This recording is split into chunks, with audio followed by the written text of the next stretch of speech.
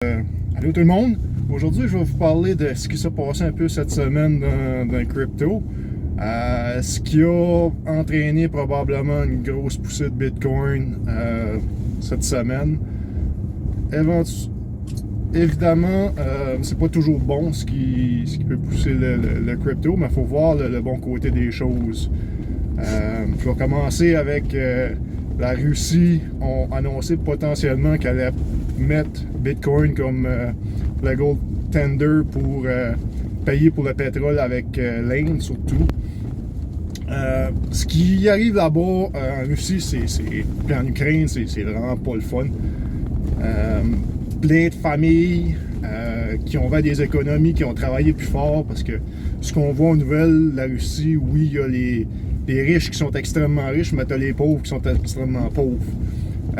Toutes ces personnes-là qui sont moins nantis ont fait des économies en rubis, qui est l'argent russe, que du jour au lendemain, avec les sanctions de l'IMF qui ont dit qu'ils n'envoyaient plus d'argent, SWIFT qui arrêtait le transfert de monnaie en Russie, Visa, Mastercard, tout le monde a coupé la Russie à part.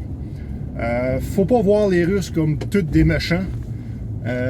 Ils ont quand même besoin de manger. Mettons que ça arriverait d'un pays plus développé, pas que je dis que la Russie n'est pas un pays développé, c'est extrêmement développé, la technologie est avancée, mais ça paraît juste pas comme ça. Si ça arriverait dans notre pays, tout le monde qui a travaillé pour le fonds de pension serait diminué de 50-90%. En Turquie, on a vu ça cet été aussi, que l'inflation a fait extrêmement fort.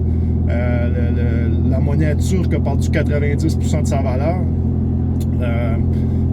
Mettons que tu as travaillé toute ta vie, tu as réussi à te mettre, on va mettre un chiffre réel, pour vivre une retraite à cette heure, ça prend des investissements, puis tu peux pas juste vivre avec ton fonds de pension de 500-600$ par mois. Mais mettons que tu as travaillé toute ta vie, tu as réussi à te mettre de côté un 500 000$. Puis du jour au lendemain, ton 500 000$, comme en Russie, que ça a tombé de 50% et qui continue de dropper le rubis, pour tes vieux jours, ou en dessous de ton matelas, ta valeur que tu as travaillé toute ta vie vient de dropper de 500 000 à 250 000. Ça te coupe ta retraite, ça. Puis il n'y a rien que tu peux faire. Ta valeur a descendu. Les banques te donnaient 0,01% d'intérêt sur ton fonds de pension ou sur tes investissements avec la banque, ou si tu avais même en bourse. Si tu étais investi à la bourse russe, que tu t'as fait couper les vivres, toutes tes actions ont droppé. Fait que c'est bon de diversifier. Pour en revenir à Bitcoin, que le pays russe parle de légaliser ou de faire un legal tender avec le Bitcoin ou certaines cryptos, ou n'importe quel pays, c'est extrêmement bullish parce que ça donne l'opportunité aux gens de pouvoir débarquer du centralisé, le fiat qu'on appelle, comme que je déteste parler depuis que j'ai compris comment que ça existe. Si tu peux débarquer du fiat, avoir des investissements diversifiés dans d'autres produits, exemple, si que la personne russe aurait eu 100 000 de son 500 000 en Bitcoin ou en crypto, je parle pas des low cap, là, je parle des top 10, là, ben, sa fortune aurait moins déprécié. Puis il pourrait transiger éventuellement ou acheter quelque chose d'un autre pays en crypto. Ceux-là qui veulent l'accepter, bien entendu, mais tu as des compagnies comme MicroStrategy que si tu les offres de payer ton software, de ton développement ou quelque chose en Bitcoin, je suis sûr que MicroStrategy te dira pas non. Même chose éventuellement avec Tesla. Tesla, tu as le Merchandise Store qui accepte un meme-coin. Tu peux acheter ta t-shirt de Tesla, ta casquette de Tesla en Dogecoin. Pas que je supporte Dogecoin, c'est un meme-coin qui a pas de use case, à part peut-être acheter des billets de basketball. Je pense qu'il y a un team de basketball aux États-Unis quelque part que tu peux acheter tes billets ou ta merchandise en Dogecoin. Mais je veux pas dire au monde AP in dans Dogecoin. Là. C'est pas ça que je veux dire, c'est juste pour montrer qu'éventuellement, il va y avoir du use case. Oui, c'est sûr qu'au Canada, tout de suite, tu peux acheter des choses en Bitcoin, mais il faut que tu utilises de off-ramp, à moins que la personne veuille accepter ton Dogecoin. Si jamais je vends quelque chose, c'est sûr que je vais offrir aux clients, à mes clients, à moi, de payer en crypto parce que je suis bullish là-dessus, puis je crois sincèrement dans les choses. Mais tu peux payer avec ta crypto Visa, comme j'ai fait mon dernier vidéo dessus, ou avec ShakePay, tu transfères ton crypto, mais il faut que tu retransiges en fiat. Donc, c'est ça. Tu as d'autres pays aussi qui ont parlé cette semaine de transiger en crypto.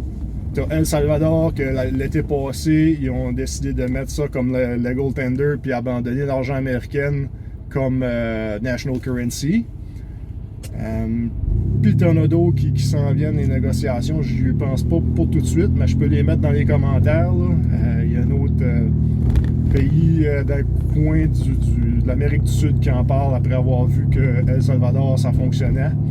Ensuite de ça, une autre grosse nouvelle, c'est Terra Luna, qui est un protocole de stablecoin qui veulent se baser sur Bitcoin pour garder la stabilité dans le stablecoin, pour avoir une valeur constante, pour, mettons que tu veux vendre ton crypto, que tu veux le mettre, tu le gardes en crypto, mais tu veux pas le changer en fiat parce que tu as peur de l'inflation.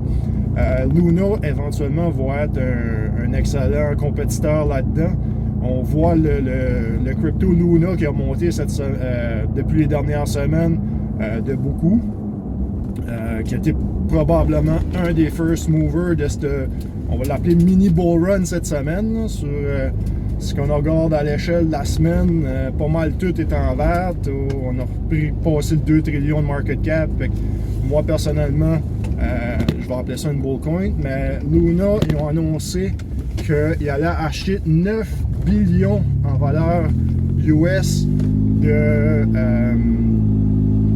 Bitcoin pour backer le stablecoin. Ils feront pas les achats tout d'un coup. Présentement, ils ont la compagnie ou les gens qui s'occupent de ça, les miners, ils ont approuvé 3 billions en achats. Ce 3 billions-là va se faire graduellement à tous les jours pour les prochaines semaines, je crois, peut-être voire mois.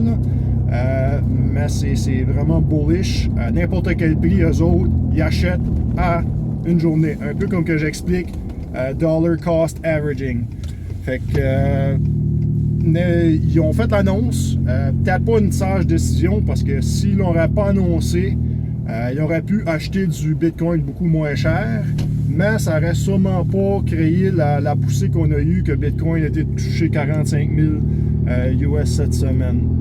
Donc, c'est des petites choses comme ça quand tu regardes les nouvelles. C'est pas de quoi que tu vas voir à TVA ou à Radio-Canada. Faut voir les deux côtés des nouvelles, là. C'est pas juste du négatif, le crypto. On voit que les médias sont ils veulent juste attirer l'attention puis sortir du mal, mais il y a toujours du mal puis du bien. Il faut voir le positif dans les choses. Donc, je vous souhaite une bonne journée. Puis j'espère que vous avez appris. N'oubliez pas de liker, sharer, puis follower mon channel. Merci!